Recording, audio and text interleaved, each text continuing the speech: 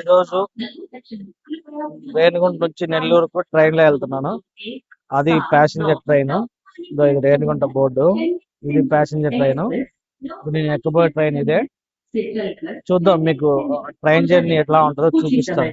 ఓకేనా? ఇది memo passenger కాబట్టి మామూలుగా జనాలు తక్కువ ఉంటారు. అందులోనూ ఇది రేణిగుంట నుంచి స్టార్ట్ అవుతుంది.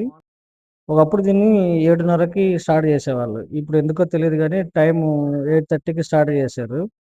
ఆ జనాలు అక్కడక్కడ మాత్రమే ఉన్నారు. సరే, ఒకసారి బయట చూపిస్తాను, జనాలు వస్తారేమో చూద్దాము.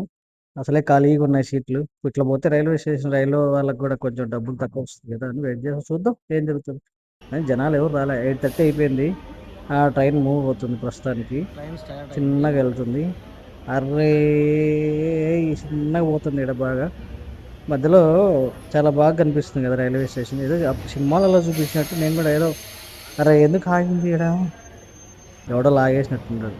అరే మళ్ళీ స్టార్ట్ అయింది. ఈ ట్రైన్ మాత్రం చాలా ఖాళీగా ఉంది. ఎందుకంటే ఇది పొద్దునే కాబట్టి వచ్చే ట్రైన్లు పోయే ట్రైన్లు చాలా తక్కువ వచ్చినట్టున్నాయి. జనాలందరూ వెళ్ళిపోయినారు. ప్లాట్ఫామ్ మాత్రం చాలా ఖాళీగా ఉంది. ఇక్కడ ట్రైన్ గూడ్స్ అన్నీ ఆపేస్తున్నారు అక్కడ. ఇక్కడ చూడు, ఇది వచ్చేసి ఇంకొక గూడ్స్ లాంటిది ట్రైను.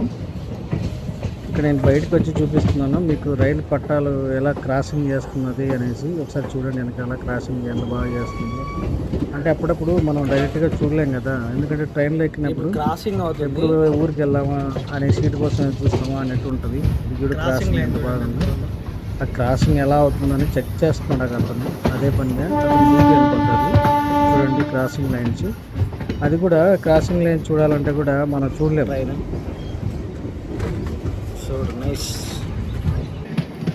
ఈ విధంగా ఖాళీగా ట్రైన్ వెళ్తా ఉంటే ట్రైన్ సౌండ్ చూస్తుంటే చాలా బాగుంటుంది అసలు.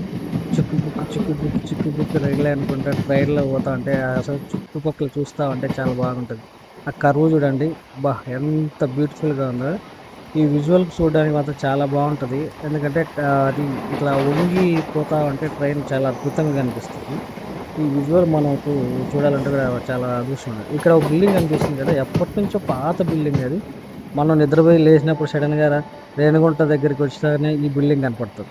తర్వాత మనకు రేణిగుంట దాటిన వెంటనే కొంచెం దూరం పోతానే మాకు పచ్చని పొలాలు చాలా బాగుంటుంది. అసలు అక్కడ పొలాల దగ్గర రాగానే మంచి ఆహ్లాదకరమైన గాలి, స్వచ్ఛమైన పచ్చని గాలి వస్తుంది.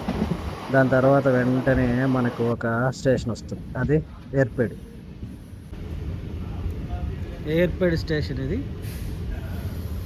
రేణిగుంట తర్వాత వచ్చే నెక్స్ట్ స్టేషన్ ఇది ఏర్పేడు స్టేషన్.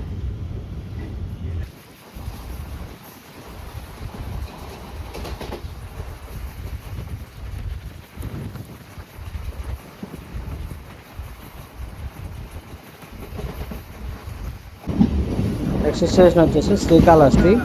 శ్రీకాళహస్తికి ట్రైన్ అవైలబిలిటీ ఉంది. బస్సులే కాదు, ట్రైన్లో కూడా వెళ్ళచ్చు. ఇది Srikalahasti railway station. Train cross అవుతుంది. అది విశాఖపట్నం తిరుపతి ట్రైన్. విశాఖపట్నం తిరుపతి.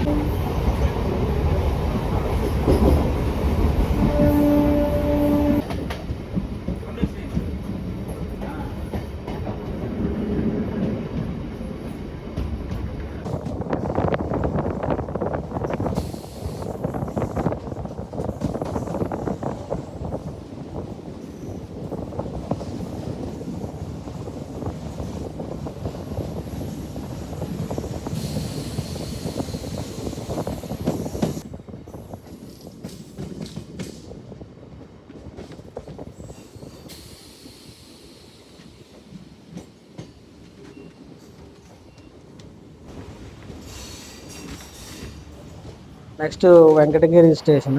వెంకటగిరి అని బాగా రాజుల కాలంలో బాగా ఫేమస్ కదా వెంకటగిరి. పట్టు అవన్నీ చాలా ఫేమస్. వెంకటగిరిలో నచ్చిన బట్టలు అని చాలా ఫేమస్. ఇక్కడ బస్సు బాగుంది, అందంగా కనిపిస్తుంది. నాకైతే బాగుందని తీసాను వీడియో.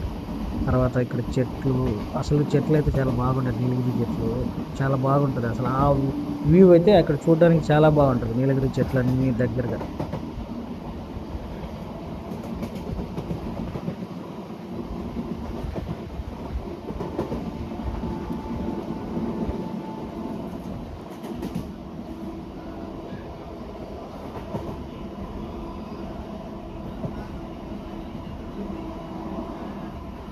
ఇప్పుడు మనం గూడూరు దగ్గరికి చేరుకుంటున్నాం. ఇది గూడూరు అవుట్స్కట్స్లో ఉన్న బ్రిడ్జి. ఆ బ్రిడ్జి కింద రైల్వే ట్రాక్ ఉంటుంది. ఈ రైల్వే ట్రాక్ నుంచి మనం అట్లా సరదాగా వెళ్తే ముందుకు మనకు స్టేషన్ వస్తుంది. ఆ స్టేషన్ వచ్చేసి గూడూరు జంక్షన్. గూడూరు జంక్షన్ అనేది చాలా పెద్ద స్టేషన్. ఇక్కడ కాట్పాడికి అటువైపు అంతా వెళ్తూ ఉంటాయి. చెన్నైకి కాట్పాడికి ఎక్కువ పోతారు. గూడూరు జంక్షన్ ఇది. చూడండి గూడూరు జంక్షన్. ఇది ఒక రకమైన ఒక పక్క ప్లాట్ఫామ్. ఇది వచ్చేసి మనకు వచ్చేసి లెఫ్ట్ సైడ్ ఉన్నది. రైట్ సైడ్ మెయిన్ ప్లాట్ఫామ్ అటువైపు వస్తుంది. సడన్ గా ట్రైన్ సౌండ్ పడిపోయింది బాబు. అది ఎవరైనా ఏదైనా మాట్లాడుతున్నామంటే సడన్ గా ట్రైన్ సౌండ్ వచ్చిందంటే మనకు ఖచ్చితంగా భయం వస్తుంది. మీకు కూడా చాలా మందికి ఈ విధంగా జరిగి ఉంటుంది అనుకుంటున్నా. ఇప్పుడు వచ్చే స్టేషన్ వచ్చేసి వేదాయపాలెం. వేదాయపాలెం వచ్చేసి మనకు నెల్లూరు దగ్గరలోనే వస్తుంది. వేదాయపాలెం వచ్చిందంటే ఇంకా మనం నెల్లూరు వచ్చినట్టే. నెక్స్ట్ నెల్లూరు.